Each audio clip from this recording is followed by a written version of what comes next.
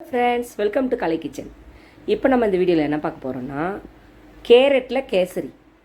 இப்போ எந்த ப்ரிசர்வேட்டிவும் இல்லாமல், எந்த ஃபுட் கலரும் இல்லாமல் நம்ம கேரட்டை வச்சே நம்ம கேசரி பண்ணுறதுனால உங்களுக்கே தெரியும் எப்படி இருக்குது போகுதுன்னு பாருங்கள். ஒரு நல்ல ஒரு பேன் ஒட்டாமல் இருக்கிற மாதிரி நான்ஸ்டிக் பேன் ஒன்று வச்சுக்கிறேன்.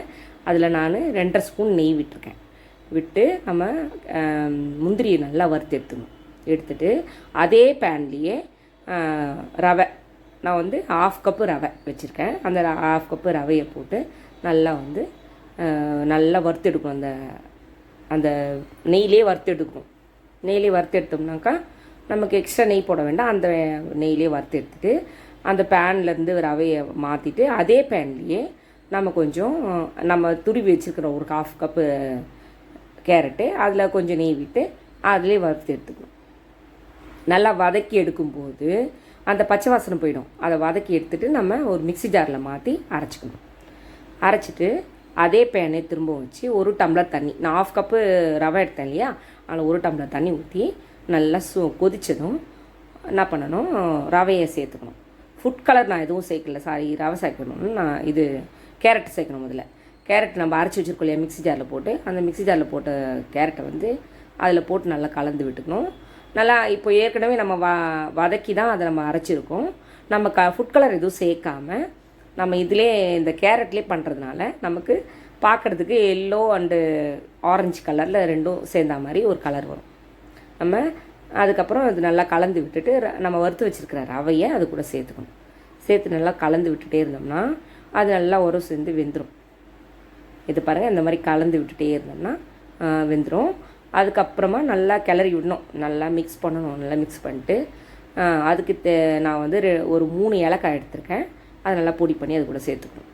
வாசனைக்கு நல்லா கலந்து விட்டுகிட்டே இருக்கணும். தீ ஒரு 1/2 தீயில் வைக்கணும், ரொம்ப சிம் பண்ண வேண்டாம். 1/2 தீயில் வச்சு நல்லா கிளறி விட்டு நல்லா கிண்டி விட்டுகிட்டே இருக்கணும். கேசரி இல்லையா, நல்லா கிண்டி விட்டுட்டே இருந்தால் அந்த ரவையும் அந்த கேரட்டும் சேர்ந்து நல்லா கலந்து, ஏற்கனவே நம்ம வதக்கி தான் பண்ணியிருக்கிறோம், பச்சை வாசனைலாம் வராது, நல்லா தான் இருக்கும். இந்த மாதிரி நீங்கள் வீட்டில் பண்ணி பாருங்கள். ஏன்னா நம்ம கலர் போடாமல் பண்ணணும். அதனால் நான் 1/2 கப்பு ரவை எடுத்தேன்னா அதே 1/2 கப்பு சுகர் எடுத்திருக்கேன். எனக்கு இந்த சுகர் போதும். உங்களுக்கு எக்ஸ்ட்ரா சுகர் வேணும்னா இன்னும் ஒரு 1/2 கப்போ இல்லை 1 கப்போ சேர்த்து நீங்கள் 2 கப்பாக கூட எடுத்துக்கலாம் சுகரு. நான் எனக்கு இது போதும்னு சொல்லி நான் 1/2 கப்பு ரவை 1/2 கப் சுகர் எடுத்திருக்கேன்.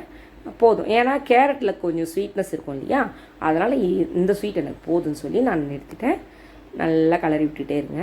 கிளறி விட்டு நான் திரும்பவும் கொஞ்சம் ஒட்டாமல் வரணும்னு சொன்னால் நல்லா கிளறி விட்டுட்டு 1 ஸ்பூன் நெய் சேர்த்துக்கோங்க எக்ஸ்ட்ரா. ஏன்னா நமக்கு நல்லா இன்னும் டேஸ்ட்டாக இருக்கணும், இன்னும் கொஞ்சம் நல்லா பேனில் ஒட்டாமல் நல்லா வரணும் நல்லான்னு சொன்னால் இன்னும் ஒரு ஸ்பூன் நெய் சேர்த்துக்கோங்க. நான் ஏற்கனவே 2.5 ஸ்பூன் நெய், இப்போ 1 ஸ்பூன் நெய், 3 ஸ்பூன் நெய் இருந்தால் போதும். 3.5 ஸ்பூன் நெய் இருந்தால் போதும். நல்லா கலந்து விட்டுட்டு சூப்பராக நல்லா வறுத்து வச்சுக்கிற முந்திரியை அது கூட கலந்து நம்ம எடுத்து ஒரு கப்பில் எடுத்து சர்வ் பண்ணோம்னா சூப்பரான கேரட் கேசரி ரெடி.